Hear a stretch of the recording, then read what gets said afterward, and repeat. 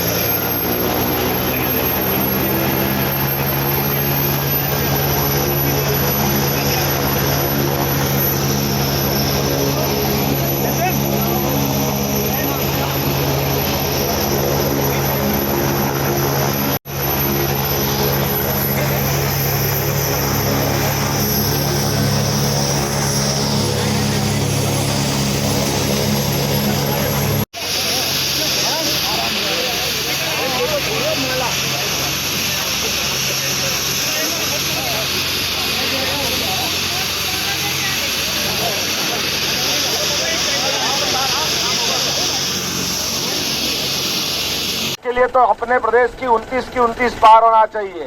तो अब की बार और आपकी अपनी टीकमगढ़, खजुराहो सहित छिंदवाड़ा भी पार होना चाहिए कि नहीं होना चाहिए? तो आप अपन संकल्प करो, बांधो मुट्ठी जोर से और कस के संकल्प करो।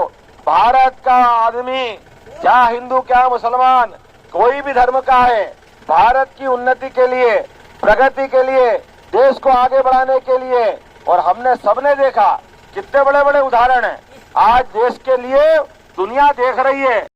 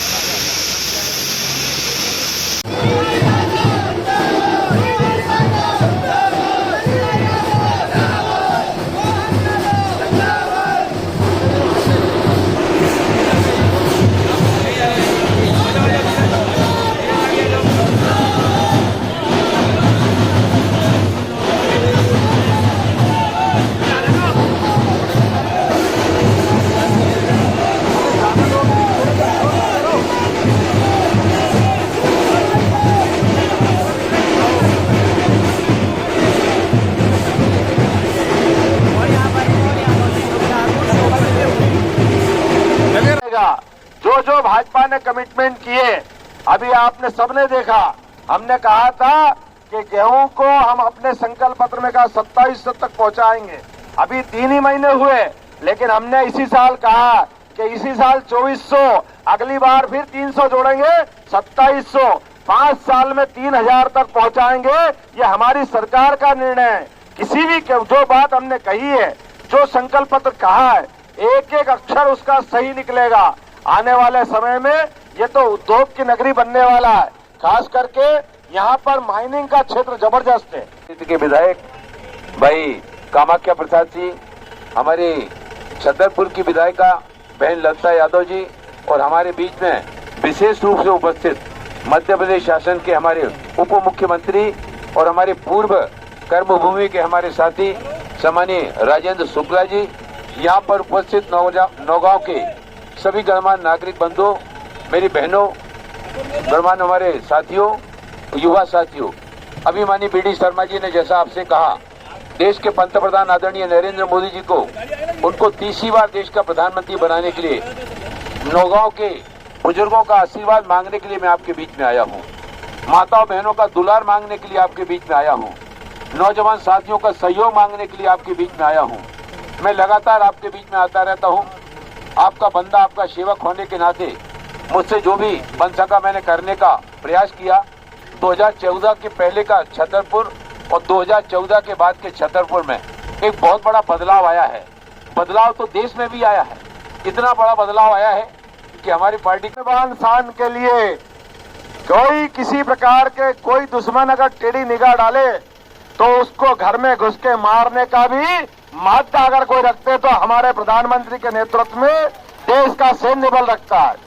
और बांग्लादेश की प्रधानमंत्री बेगम हसीना रक्षाबंधन के लिए राखी भेजती है तो हम अपने माननीय प्रधानमंत्री उनको साड़ी भेज करके हमारा रिश्ता निभाना भी हम लोग जानते हैं।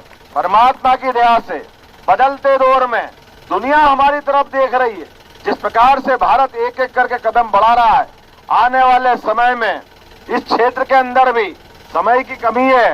बुंदेलखंड ने वर्षों तक अपने सारे कष्ट सहन करके भी जीवटता कायम रखी, लेकिन ये यशस्वी प्रधानमंत्री का समय है। केन बेतवा नदी योजना के माध्यम से 45,000 करोड़ की योजना के माध्यम से पूरा क्षेत्र बदलने वाला है, एक नए दौर में पहुंचने वाला है। ये यशस्वी प्रधानमंत्री का दिल है, ये उनकी इच्छा शक्ति है।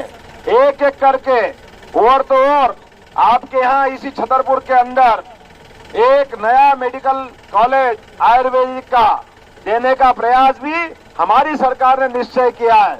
हमारे अपने क्षेत्र के अंदर allopathic medical college, Ayurvedic medical college और तो और भगवान राम के मंदिर का आनंद हमने सबने लिया है।